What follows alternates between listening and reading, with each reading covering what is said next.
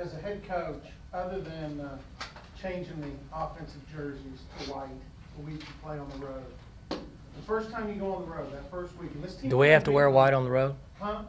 Do we have to wear white on the road? I don't know. Anthracite. What's that? Anthracite. I don't know. Okay. Typically, you go to white practice jerseys, but you were unbeaten on the road last year. Is there anything you do differently the week of that first road game to try and promote that kind of success rate away from home? We talk about there'll only be 72 or 3 or 4 of us that go, and you're in a stadium that's going to have more fans that are yelling for the home team than us. And so when you put together 25 or 30 people on our staff and the student trainers and managers that are with us, you know, you're up around 120 people on your sideline, and it's us against everybody else. And you have to stay strong. You have to support each other. Your attitude, your body language, your demeanor is very, very important on the road. And other than that, we don't say anything else about it. We prepare for crowd noise each week, so that's something that is part of our normal routine. Have you been in that stadium to watch high school games anytime recently? Not recently, but I have before. I just wondered if you've been in there since they redid the stadium. Haven't. So you haven't been in that stadium for a football game since '95.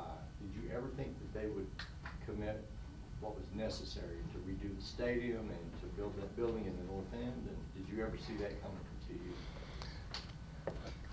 I don't know that I ever really thought about it, but when I was over there in a long time ago, I don't remember how long it was, in the locker room, you know, they were a long ways off then, but about the same time, so were we. It wasn't like this was a great place to hang out in our visitors' locker room either. So I don't know a lot about Tulsa. I do know that that obviously they've made a commitment to improving their program, and I think that's great for the state of Oklahoma. And it gives other young men and women an opportunity to go to college somewhere, and they can take pride in their football program. So I just don't know a lot to really comment on it. But you know, when Bill Young was the defensive coordinator there 30 years ago, he was also the strength. Was I even born then? You were a 7th grader when I got you. Anyway, so but Bill was also the strength coach and the defensive coordinator. Coker was the equipment manager and the offensive. That's what you call a real football coach. Right.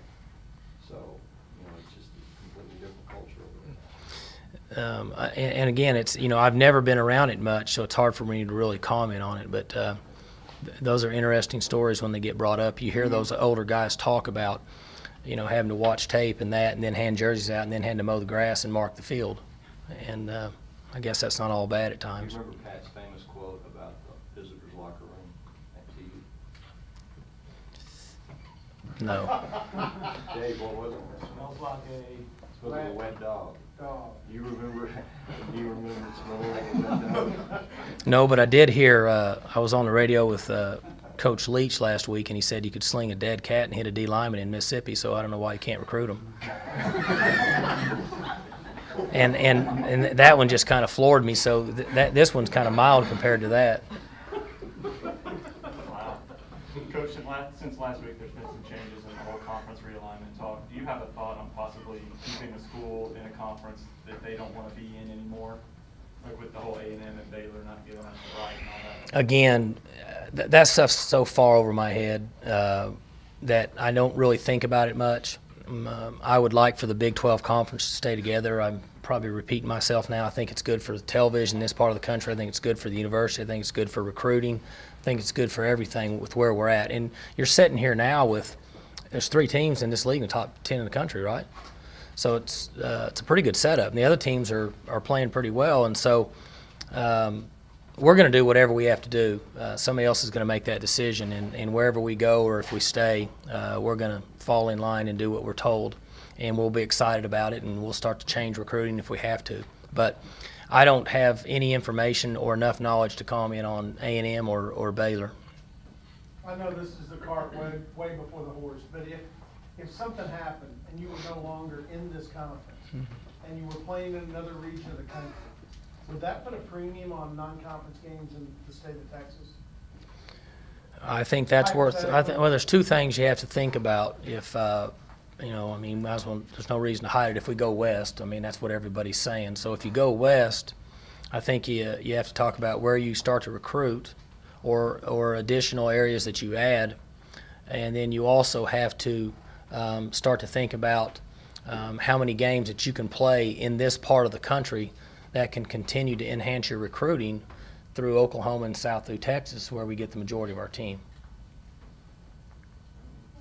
How do your guys pass the time until 9 p.m.? They're hoping to sleep in a little more.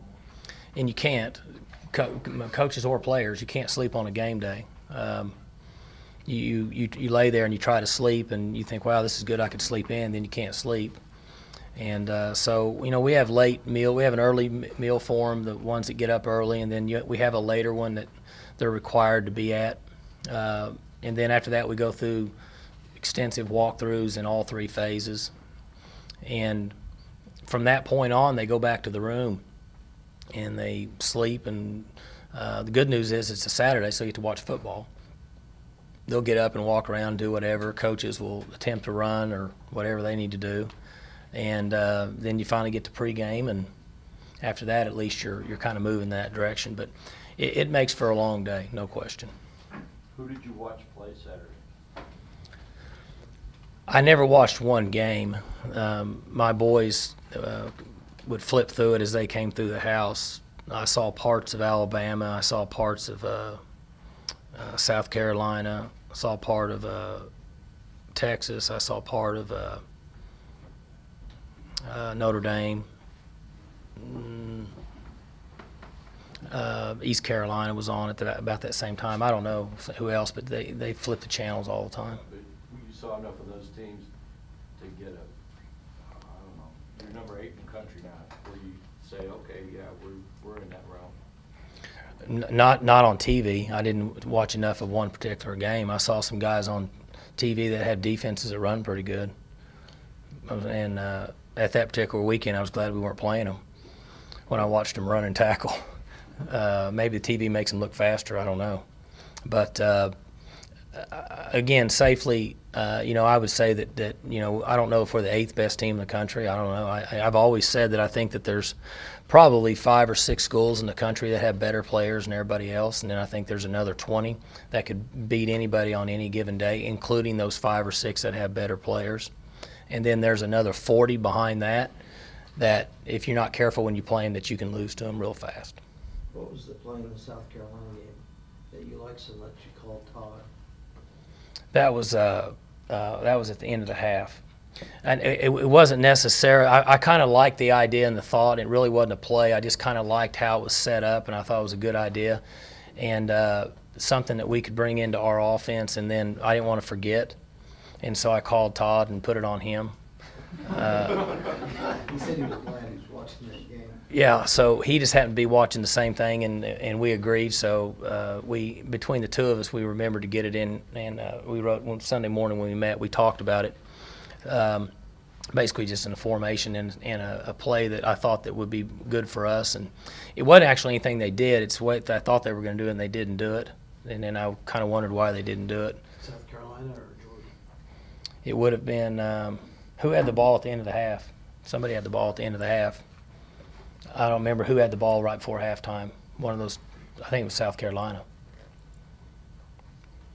Coach, who do you watch on Sunday? Do you try to make time to watch former players like Dan Bailey or Des Bryant? You know, I don't watch any NFL unless I'm in the dressing room changes before I come out to practice. And last night, I was changing to come out because we practiced at 7:40 and the Cowboys started at 7:15ish or something. And I was in there and I saw Dez make his 3 catches, and then I saw Dan Bailey kick a PAT. So when I came out here, I told the fellas, I said, the Cowboys just scored, and all 7 points were by our Cowboys, 6 by Dez and 1 by Dan. So that's all I saw yesterday until I got home last night at with 7 minutes to go in the game with the Jets. No, not the Jets. Yeah, it was that game, right? That was the same game. Yeah. So when I got home, it was 7 minutes to go in that game. Yeah. Coach, talk a little bit about how Alex Elkins played and how he's done so far this season. Had a scary moment getting rolled up on the sideline. Alex has done good. really enjoy watching him mature, and I think that he'll be considerably better 6 weeks from now.